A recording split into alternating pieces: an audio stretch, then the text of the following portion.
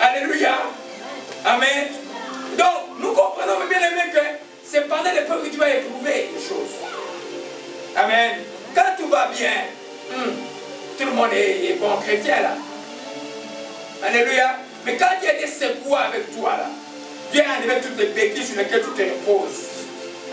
Maintenant, tu sais pour te mettre la pied, mais la solution, il dit, attache-toi à toi. Tu ne peux pas t'attacher à lui parce que tu es tellement imbu de toi-même. Tu étais tellement en train de faire les choses pour toi-même que tu te croyais fort. C'est alors que tu vas découvrir que c'est quel texte. Le Proverbe déclare, Proverbe 24, verset 10, on va commencer par là. Amen. Proverbe 24, verset 10. Alléluia.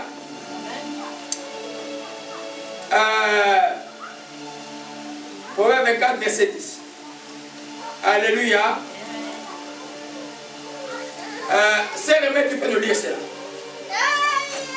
Proverbe 24, verset 10. Amen. Si tu faiblis au jour de la détresse, ta force n'est que détresse. Amen. Amen. Si tu faiblis au jour de la détresse, si tu n'es pas persévérant au jour de la détresse, si pendant la détresse tu dis, oh Dieu, Dieu m'a abandonné, moi si je l'abandonne. Si pendant la détresse tu dis, oh non, la chrétienté c'est en quoi cette histoire? Peut-être nous enseigner des histoires qui sont des philosophies des hommes. Mais les maïcaris font en soi, mais moi je vais aller chez d'autres dieux. En toi, Dieu n'était pas là. Ta force qui n'est que détresse. Alléluia. Je vais le lire dans l'autre version. Amen. C'est pourquoi, quand l'épreuve est là, et tu examines ton cœur, tu trouves qu'il y avait de l'orgueil dans ton cœur, tu fais quoi? Tu t'humilies vite. C'est le pardon pour tout orgueil des filles. Amen. Pardon pour tout orgueil des filles. Alléluia. Parce que la Bible dit clairement que Dieu fait quoi? Il résiste aux orgueils. Mais le mot résister, nous allons voir ça dans l'exemple de Balaam, tout à l'heure de Balaam. C'est pas blagué. Quand Dieu te résiste, mais qu'est-ce que tu veux devenir? Des fois, Dieu t'ouvre une porte, tu vas dire une bénédiction. Tu vas, il te regarde, je le laisse faire.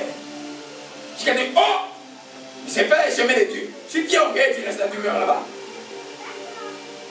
Les humbles échapperont toujours à la courroux de Dieu. Toujours, parce que Dieu est miséricordieux. Alléluia. Proverbe 24, verset 10. Si tu perds courage au jour du péril, ton courage est bien faible. Alléluia. Quand ton courage est faible, as-tu la foi? Non. On a vu les symptômes de la foi il y a quelques années, c'est pourquoi il faut retenir les enseignements. La force est un symptôme de la foi. Celui qui a la foi est fort. Alléluia. Amen. Amen. Donc, l'épreuve, c'est le moment de montrer la maturité spirituelle. Les fruits, tous les fruits de l'esprit vont grandir pendant l'épreuve.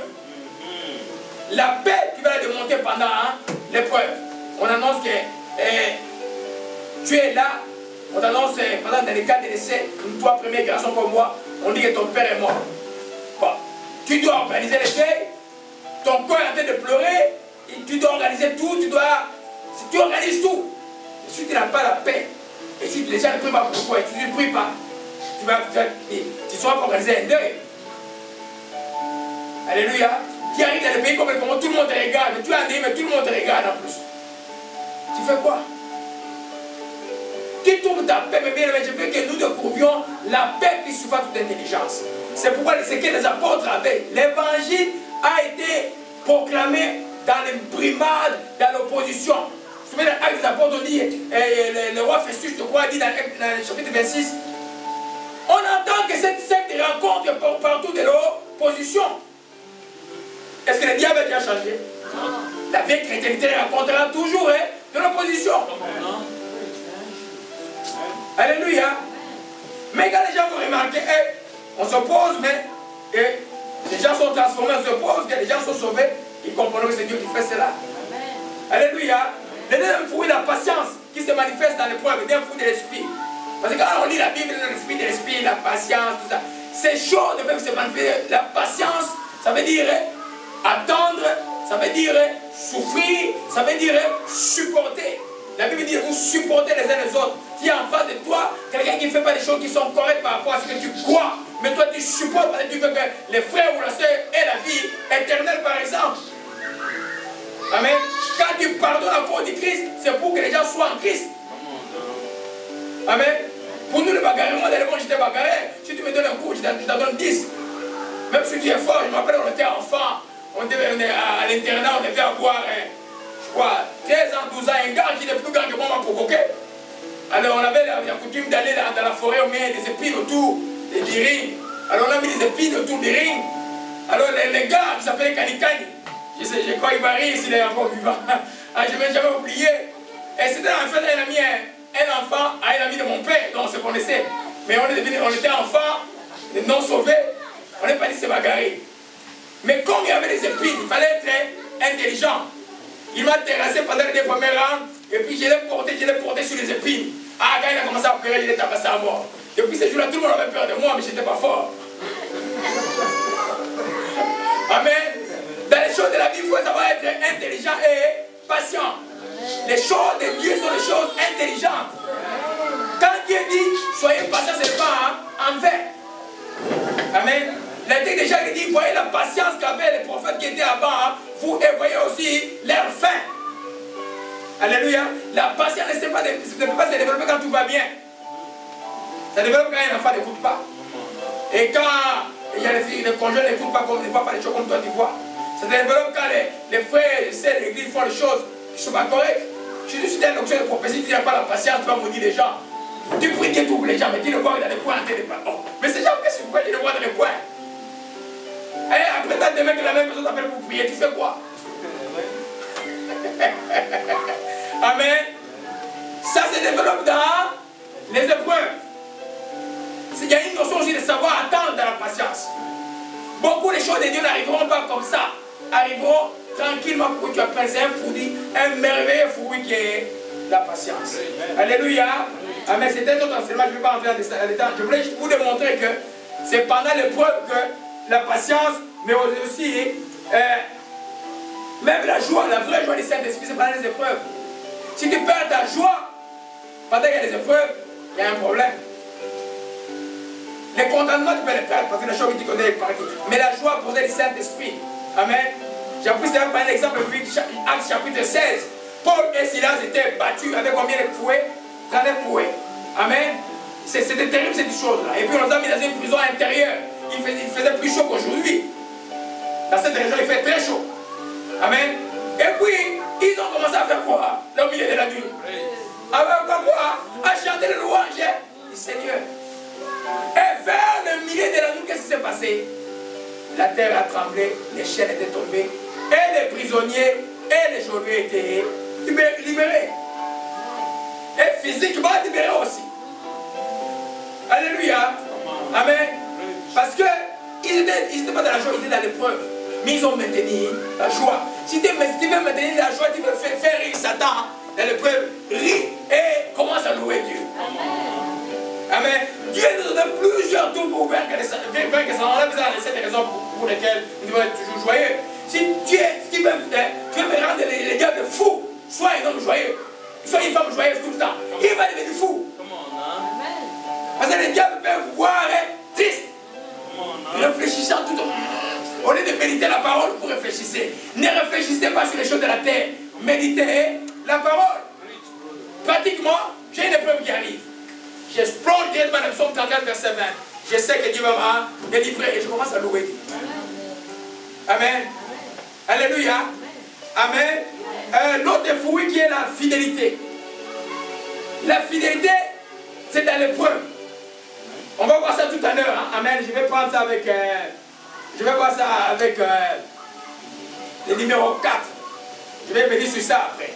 Amen. Parce que la Bible dit que c'est pendant l'épreuve qu'on découvre les vrais amis. On va aller sur ça bientôt. Prenons ça comme la troisième raison, c'est l'épreuve produit la persévérance. On va revenir après. Mais on prend la quatrième raison maintenant. C'est pendant l'épreuve qu'on reconnaît ses vrais amis. Amen. Alléluia. C'est pas, si tu veux connaître tes vrais amis, quand tu as beaucoup d'argent, tu ne connais pas les amis. Amen. Ou tu es à un poste élevé dans une certaine région, dans une certaine communauté, tout le monde sera ton ami. Ou tu es un pasteur plein d'onction, des miracles qui se font tout bas, presque tout le monde sera ton ami. Mais le jour où tu tombes dans le malheur, tu vas voir tes vrais amis être là. Les autres vont faire quoi? Ils vont fuir. Alléluia. Dans la vie, si tu veux connaître tes vrais amis, c'est pendant que tu es dans l'épreuve. C'est pourquoi Dieu peut faire une épreuve dans ta vie pour que, avant une promotion, il faut que tous les hommes s'éloignent de toi. Si tu vas dans une promotion avec ceux qui disent qu'ils t'aiment alors qu'ils ne t'aiment pas, c'est comme retard, c'est une bombe à retardement que tu marches avec. Alléluia. C'est pourquoi Dieu a fait les choses ainsi. Proverbe 17, verset 17. Alléluia. Proverbe 17, verset 17. Les jeunes gens, quand tes amis ils disent, ah, tu as un peu de moyens, tous sont là.